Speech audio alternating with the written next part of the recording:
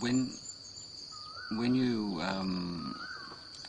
can isolate or become aware of the nature of mindfulness, just not forgetting the instructions, not forgetting the technique, not forgetting what's going on right now, not forgetting the breath, for instance, when you have sampajanya, this clear comprehension, alertness, wakefulness, sharpness of mind, which acts as a sort of quality control, when you have this regulated and balanced effort, which is constantly being realigned to for the optimum results, then meditation becomes a little bit easier, because when you have experiences of various kinds, then these are measures of the validity and the usefulness of them. You know, you're checking in what's the mindfulness, the clear comprehension, the effort, and I would say that as meditators on this internal journey, that no one's quite the same as anyone else, and even the Buddha's instructions, you know, are not for everybody.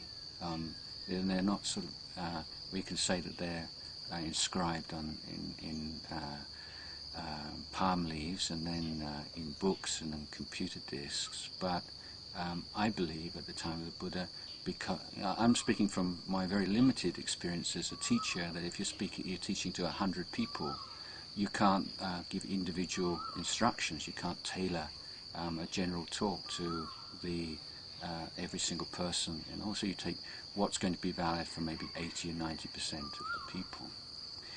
I think because that's the case, then we can be willing to experiment a little and don't feel inhibited that, oh, this isn't what this teacher says, or this isn't what's in the book, this isn't what's in the Visuddhimagga. That you can, given the guarantors of safety, which are your sila and right view, which you've put a lot of effort into developing, then you can be a little bit more creative, try things out. Now, often the instructions for anapanasati, for breath meditation, is that when you experience, let's say, piti, or some rush of great pleasure and happiness in your mind, to be aware of that. Not to say you shouldn't feel happy, that it's going to delude you. But yeah, this is what it's like. This is a very pleasant feeling, and let's say different kinds of lights and colours and things like this. I would say generally to try to return to the breath, but there are certain kinds of experiences which I would say can, and I would say if you have opportunity to converse with, to discuss with a good friend or a teacher, this would be important here.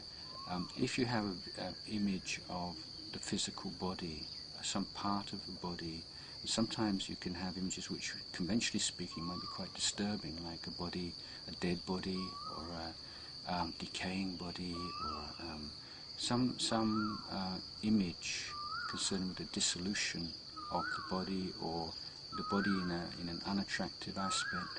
These kinds of images can, for a skillful meditator, be taken up and be used to develop insight and to develop more deeper states of concentration. Now, so that would be one exception to general attitude that I would advocate, of just recognizing whatever arises as is just that, nothing more, nothing less, and maintaining this interest and loyalty, devotion to the meditation object, in the faith that that meditation object will take you to beyond the hindrances and into deeper levels of concentration. But the another point I would like to make is that the very strong waves of piti, or intense sensations of well-being that arise in meditation, can also at times be taken as meditation object. So what I'm trying to say here is that on a general basis I would say stay with the breath, come back to the breath, but there are certain circumstances which you may or may not be able to make use of. One is images of the physical body, particularly in an attractive or a state of decay, and another is strong feelings of well-being or even bliss. Now, when the mind becomes calmer, then for some people it will from there go into states of deep calm. But for other people, then the mind hovers on the edge, and it just applying the effort to the meditation object, it just it falls short. It gets stuck in a way, and in that circumstance, then taking up an insight practice, like investigating the nature of hair of the head, hair of the body, nails, teeth, skin, or perhaps to take up a contemplation of the of impermanence, of dukkha, unsatisfactoriness, or anatta, can just tip the mind over into the very deep state of calm. So there's the whole kind of debate about samatha and vipassana and so on. I don't feel it's such a helpful one, in that sometimes it's the insight practices adopted at crucial points in the effort to calm the mind, which can intensify the calm.